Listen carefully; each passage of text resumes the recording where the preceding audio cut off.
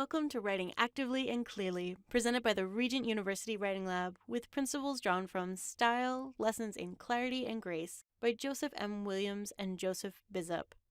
When you're writing an academic paper, you'll want to focus on using the active voice.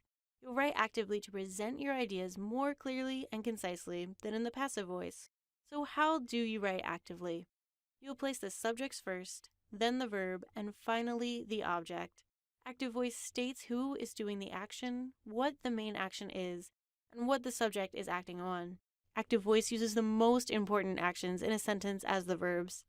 For instance, John hit the ball. An academic example would be Williams stresses the importance of writing long sentences clearly because this creates graceful writing. However, you can still use the passive voice in academic writing, but you should do so purposefully. The primary uses of passive voice are shifting emphasis from the subject to the object, maintaining clarity when the author doesn't know the subject, and transitioning from old information to new information. So what is passive voice? The sentence is in passive voice if the verb contains a to-be verb. These include am, is, are, was, were, be, being, and been, paired with a past tense verb or past participle. In addition, passive voice places the object first, then the verb, and finally the subject. For instance, our examples above become, the ball was hit by John. The importance of writing long sentences clearly was stressed by Williams because this creates graceful writing. Now that you know how to identify your verbs, you'll want to focus on your subject. Williams encourages you to make the subjects of most of your verbs the main characters in your story. He believes that concrete flesh and blood characters are best. For instance, the tennis champion defended his title in the French Open and won is easy to understand because you have a character completing the action and a strong active verb. Your audience immediately knows who is doing the action and what happened.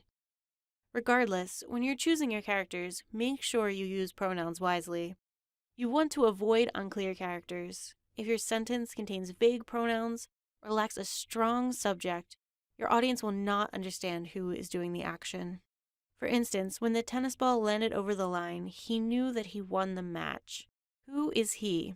However, when you use flesh and blood characters, your audience understands your sentence's meaning. In our sentence above, let's add in a character. Now the sentence reads, Rafael Nadal knew that he won the match when the tennis ball landed over the line. The reader now immediately understands that he refers to Rafael Nadal. Let's practice. How to revise your sentences. Step 1. Identify passive voice, and these include to-be verbs and the past participle. Step 2. Find the character or characters who relates to the main action of the sentence. Look at the subjects of your sentence. If you cannot find characters there, then look to see if they are hidden elsewhere in the sentence. Step 3. Make your subject a character. Step 4. Choose an active verb and pair it with the new subject.